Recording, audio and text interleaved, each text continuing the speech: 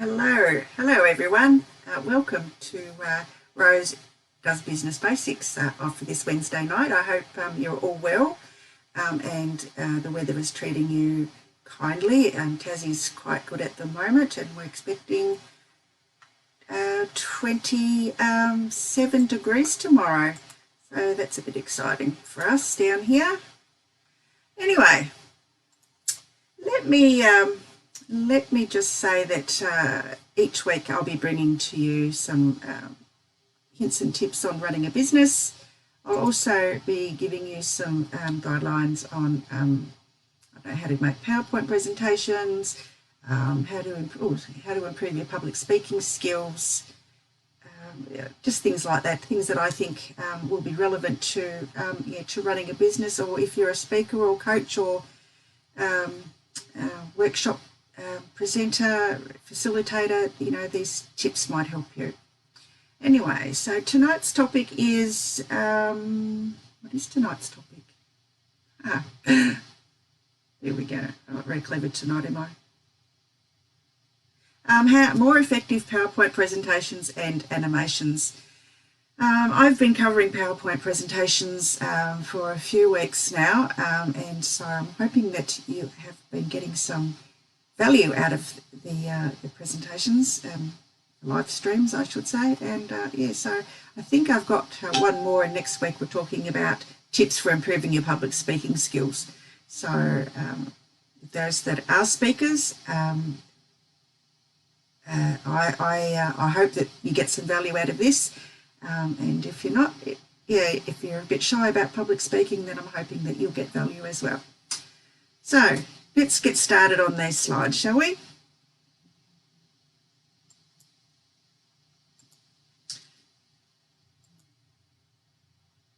So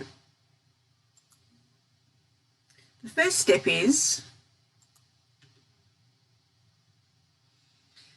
what people say. Oh no, not another presentation again.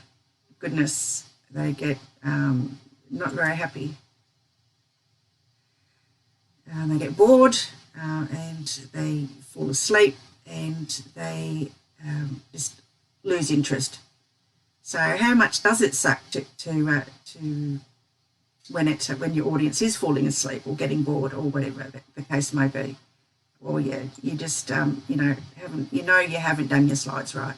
The truth is, a bad PowerPoint happens to good people, and quite often the person giving the presentation is just as much a victim as the poor sods that are listening to him or to her. So here are a few tips to help you add a little zing to your next presentation, and they are of course far from comprehensive, but they're a start, and feel free to share your own in the comments. So number one is to write a script.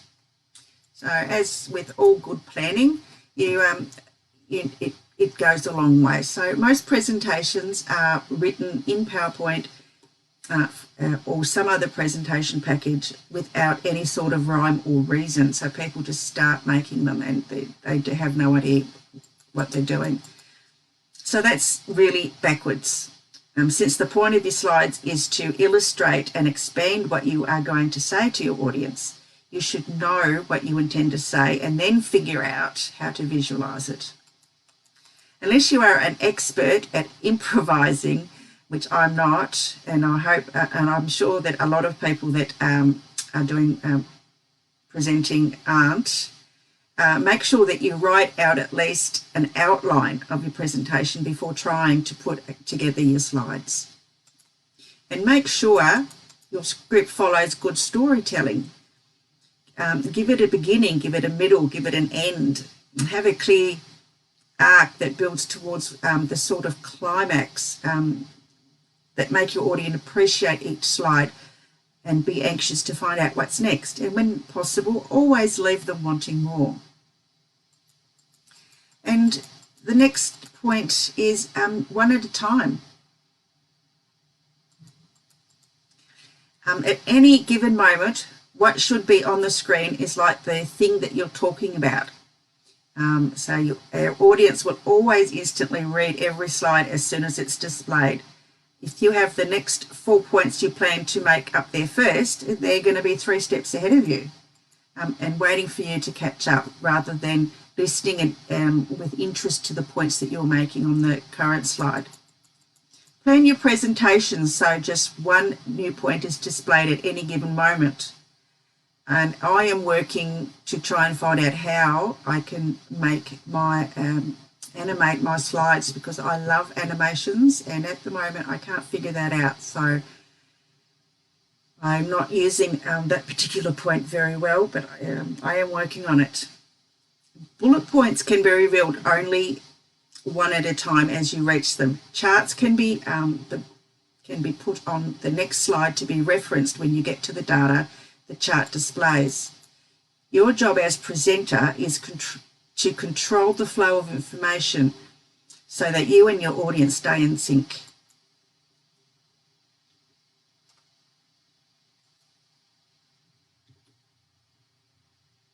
And number 3,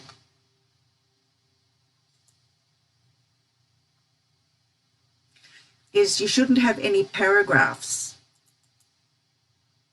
And the reason being is where they fail because they're convinced that they are producing some kind of standalone document and put everything they want to say onto their slides in great big chunky blocks of text. And so you've seen that, I'm sure, in a lot of PowerPoint presentations where that's happened. And it's too much to read, and you're too busy focusing on reading the slide and not listening to the presenter.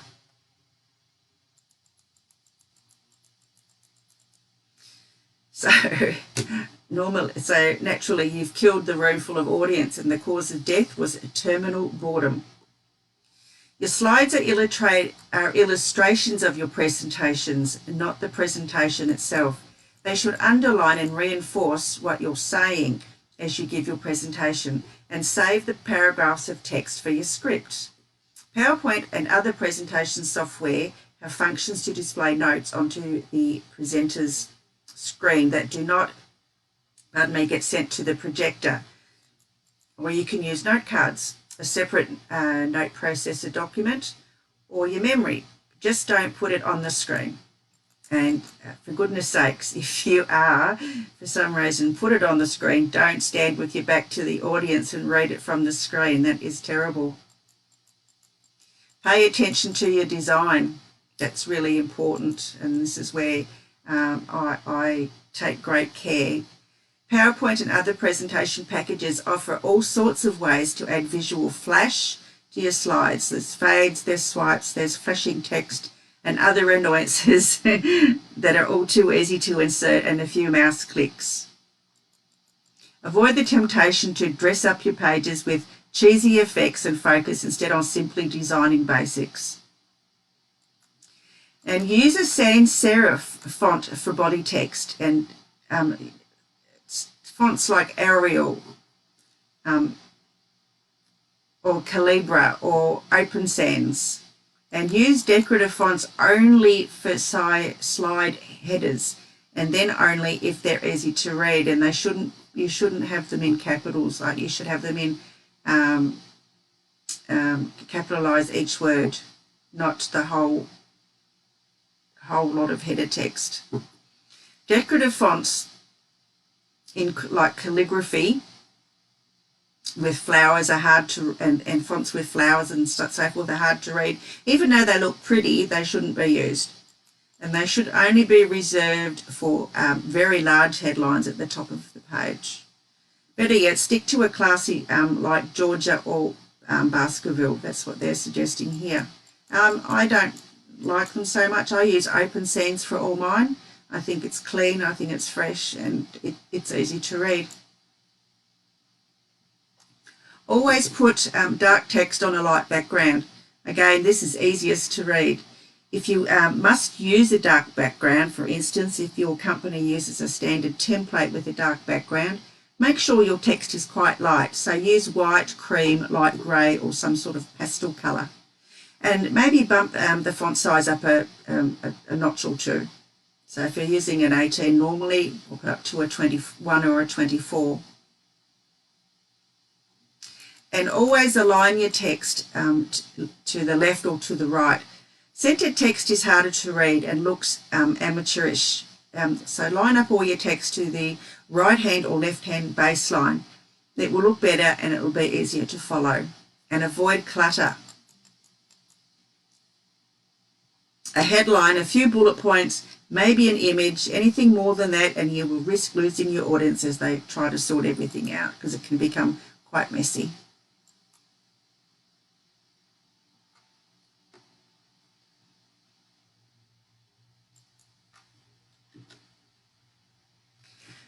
So use images sparingly.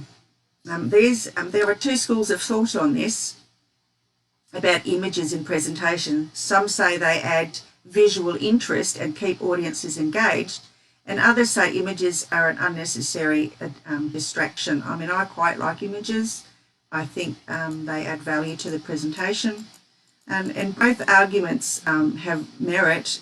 So in this case, the best option is to split the difference and use images only when they add important information or make an abstract point more concrete. So don't use something that's unrelated to their presentation. And absolutely do not use PowerPoint's built-in clip art. Anything from Office or from Office 2003 and earlier has been seen by absolutely everybody in your audience 1,000 times, and they're really tired of it. So don't use it. Use fresh images from a free site like, yep, I can't think of it, but yeah, use as an image free site, or pay for images if you wish, and yeah, use those, but don't use clip art from PowerPoint itself. And think outside the screen. So remember, the slides on the screen are only part of your presentation and not the main part. Even though you're liable to be presenting in a darkened room, give some thought to your presentation manner. How you hold yourself, what you wear, how you move around the room. You are the focus when you are presenting, so no matter how interesting your slides are, people will be focused on you totally.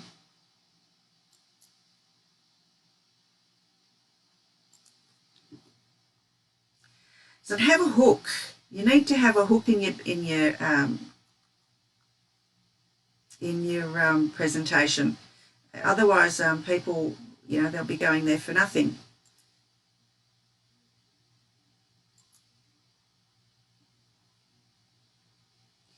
Getting all lost here tonight.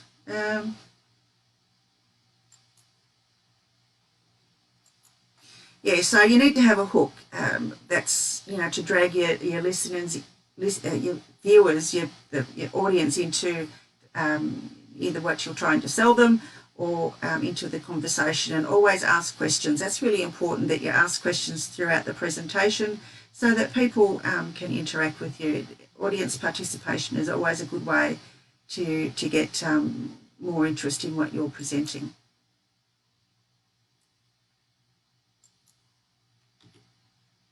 Remember to modulate, especially if you've done presentations before, and it's always easy to fall into a drone rather than modulating your voice, and you just go on and on and on, and people, get tired of it. And yeah, try not to do that. I know it's easy to do. We all do it. We get a bit tired, or we get a bit, I'm doing it, and yeah, don't try not to. It's boring. So when you're speaking and giving your presentation, speak like you're talking to a friend. Don't don't be stiff or don't be formal. Just use your index cards if you need to, but try and make the presentation slow and easy and enjoyable for the viewer. And obviously there are rules that you can break. I mean, these rules aren't, or these tips aren't hard and fast rules, but as with everything, there are times when each of these rules or tips or any other rule won't apply. And if there's a good reason to break a rule, go ahead and do it. Rule breaking is perfectly acceptable behaviour, and trust me, I know that. It's ignoring the rules or breaking them because you just don't know any better that leads to shoddy, boring presentations that lead to boredom, depression, psychotic breaks, and eventually death. And you don't want anyone to die from PowerPoint presentations, do you?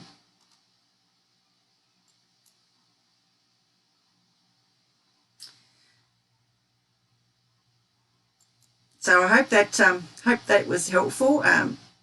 If you want to view any of my other presentations on PowerPoint, you can always join the Rose Does Business Basics Facebook group. It's free to join, and everything that I've presented up till this time is in there in the units, under the units tab. So yeah, go and have a look. And now we're going to talk about animations. And this is my favourite part because I love animating slides. And yeah, sometimes I can go a bit overboard and I have to stop myself. But yeah, I just love it. I think they just bring so much, and I like doing twirly things and all sorts of things. So, but when you first start working with animations, and it's easy to overdo animating. This makes your presentation slow and often not enjoyable for the viewing audience because they can get a little distracted. Despite that, animations in a PowerPoint presentation can be a great tool for many purposes. So why use animations? Firstly, let's understand why we would use animations in the first place. And there are two common reasons. The first one is animations help you control the pace and delivery of your presentation. They can enhance the appearance and interest of your slides, and they can typically achieve like transitioning either 4 slides or a number of elements in the slide. So the best animations have an aesthetic cues that matches your message, as well as help you control the pace of your presentation. Typically, animations just for enhancing the appearance of your slides tend to become frustrating for your audience. So keep that in mind.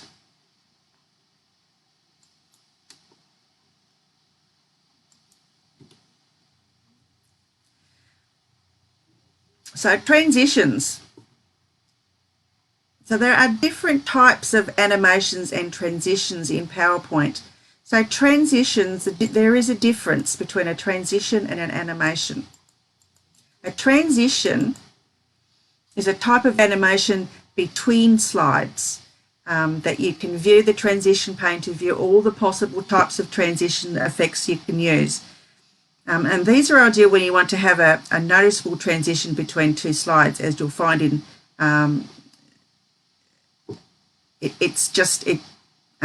guess if you've watched a video where they they fade into the next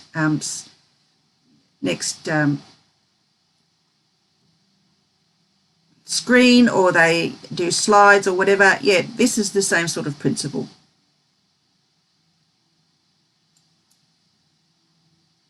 And animations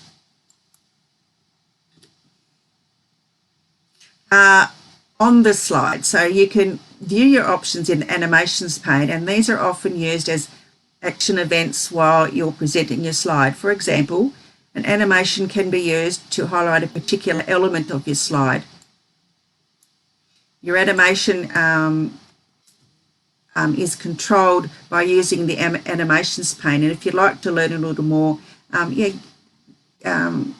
send me a message on my Facebook page, or you can book it with me on my Calendly link, which you'll find on my website. So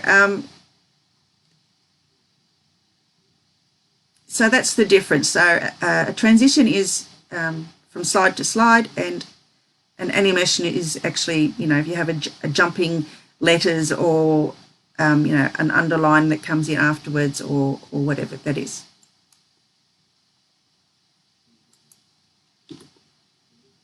So you need to master your context. So a key lesson in effective animations is to understand when to use them. An easy to remember guideline is the 80-20 rule.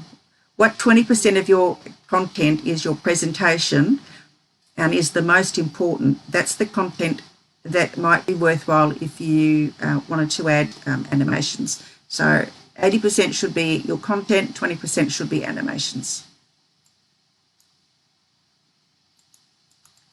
And for example, if you were to announce a new product line, it could be a more exciting element to your presentation. In this context, it makes sense to highlight this by adding a built-in animation, for example. And PowerPoint can assist you by labeling your animations in different strength categories, such as a subtle, moderate, or exciting. And these different animation strengths can help you use the right animation in the right context. So, for example,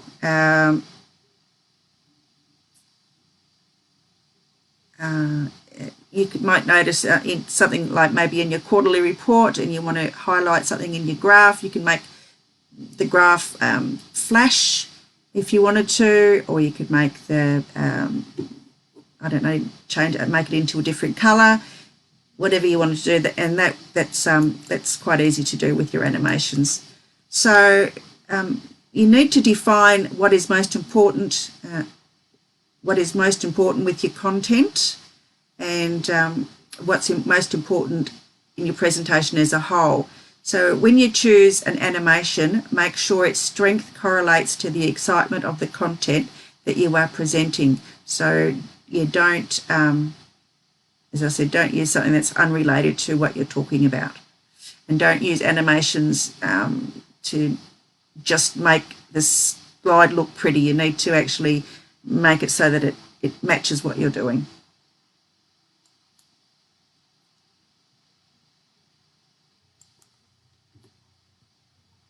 You need to control your timing and your duration. So once you've mastered where to add your animations, next up is to understand when to animate. So as I've discussed in the beginning of this presentation, you can use transitions and animations, and I'd recommend that you only choose one of either per slide that you'd like to add some animation to. Combining both often becomes a visual overload to your audience. And here again, the context of the slide really does matter. If you'd like to surprise the audience with the whole slide, a transition could be ideal. And if you'd only like to have a few elements appear dynamically, using animations will make more sense. And the duration of your animations matter as well, and has a big impact on how your animation is experienced. So if you've ever watched a presentation with slow transitions between each slide, you'll notice an impressive visual effect, but it might be slow. And it might be interesting, but afterwards it becomes a source of frustration as you see it over and over again, and it's tedious. The general rule is to have fast animations unless you're animating something in which a slow animation makes more sense, such as presenting something brand new, for example. And I typically choose a timing of 1 second to 0.5 of a second to 1 second. And a quality control tip here is the best way to quality control your animations is to go through the presentation after you've done it and only pay attention to your animations and nothing else. Don't pay attention to transitions or texts. And then ask yourself, how does the pace feel? Are there sections in your presentation where there is too much animation, too little, and how's the timing feel? Is it consistent? Do you have to click too often? Are they flowing? So by reviewing your presentation as a whole, it makes it much easier to estimate whether your choice of animation makes sense or it doesn't.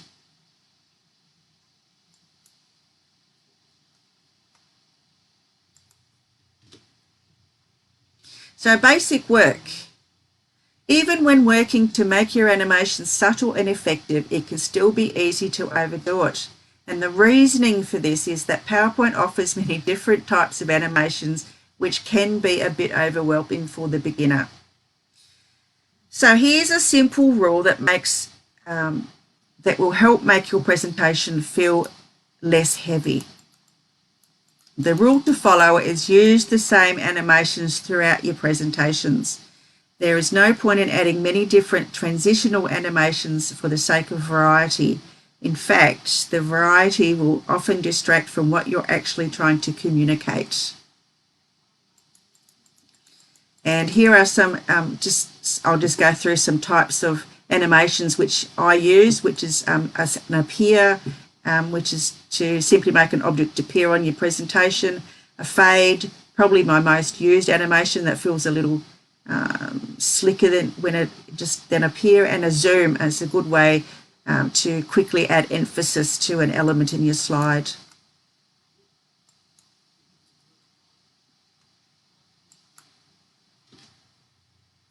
So you can enhance your message with simple animations, and so one of the most common ways to use animations is to enhance a message, and look at how simply we can do this. In a lineup of data, it might be interesting information, but the audience is oblivious to it. Using an emphasis effect can help solve this issue. So take this slide for example. Notice how the result of question 3 has much higher, question was much higher. And imagine that a year ago that quarter was actually the worst quarter. And this is something you could mention verbally while giving the presentation, but it'll go over the top of your audience's head because it really doesn't care.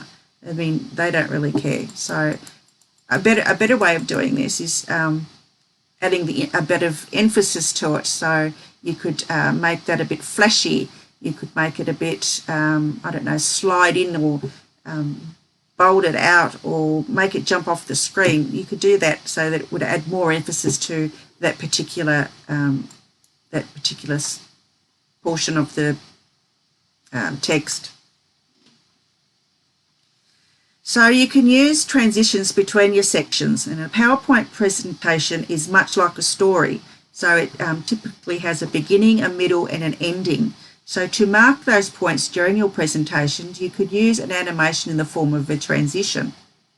And this is the screen of all the transitions that you could use. For example, if you'd like to jump to your conclusion slide in order to grab someone's attention again, you could be using a transition animation which packs a little bit more punch. When you open the transition pane in PowerPoint, you'll notice that there are many different options and variations to choose from. What will help you make a decision of which transition to use is to think about the context of the slide and the transition that you want.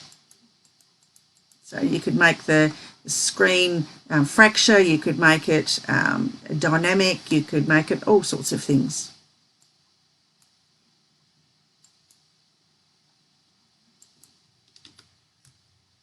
And build step-by-step animations onto your slides. So if you'd like to make an explanatory slide, that often means that there's multiple elements of information that you'd like to present, and the easiest way to do this is to do a reveal. Instead of displaying all of the 5 steps at the one time, you could you just do one reveal at a time, so one line of text at a time, and then do a reveal of the second one and then the third one. So you're talking about each sets of text alone, but you're revealing them as you're talking about each one. So that's particularly good with bullet points, but be careful to select each step individually when you're doing your animations, otherwise they'll all come out at the same time.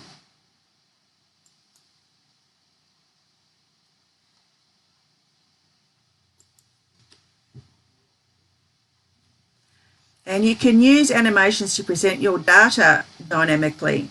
So by now it should be easy to make a whole chart appear using an animation, but the true capacity of using animations with data is to pace how the chart is presented.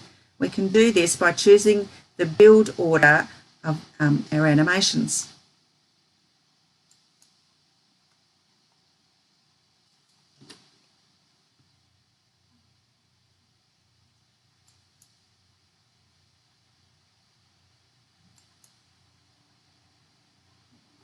And one of the most exciting ways to use animations is to pitch a new project.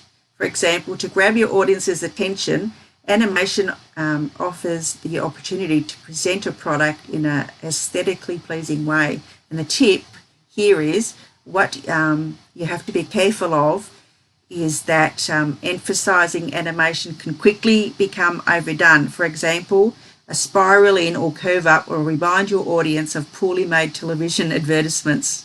So the best way to pitch a new product is to work in a less is more fashion. And Apple is very good at this. For example, when you see their presentations, typically a simple entrance animation such as a fade zoom will do. And they're quite good at what they're doing.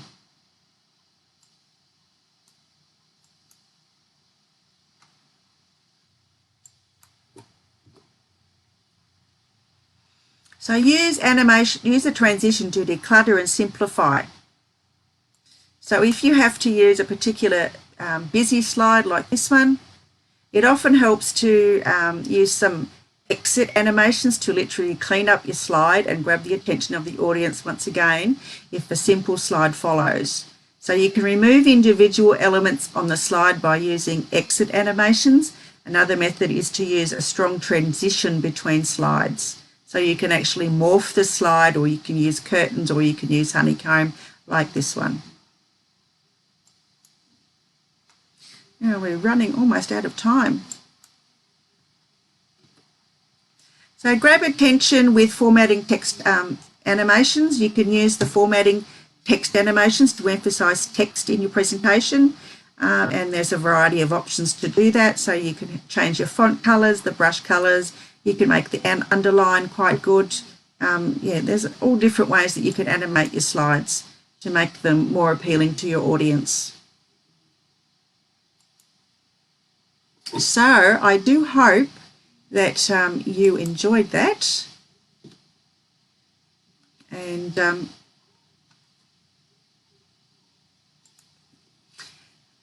so if you did enjoy this, then I hope that you would share with your Facebook friends, and if you've got something out of it, I'm sure that they will as well. It's easy as clicking on the share button below and sharing it to your channel, and I thank you so much for doing that. So if you want to receive the slides and the slide notes from tonight's presentation, just head on over to Rose Does Business Basics Facebook group, and you'll find them in the units there. Now, if you'd like a free copy of the 5 easy ways to make your PowerPoint presentation pop, the link is in the comments. Feel free to get your free copy there. And next week I'll be discussing tips for improving your public speaking skills. I want to thank you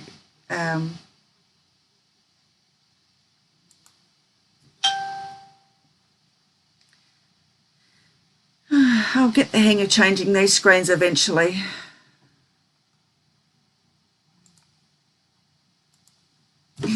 I want to thank you for joining me tonight. I hope you enjoyed tonight's broadcast here on 5 Foot Rope TV. If while you're here, please go and have a look at some of the other presentations and TV shows here. They have a lot of information and they are heaps of value. So yeah, please go and have a look. And that's all from me tonight. My name's Rose Davidson from doesbiz.com, and I'll see you again next week. Bye for now.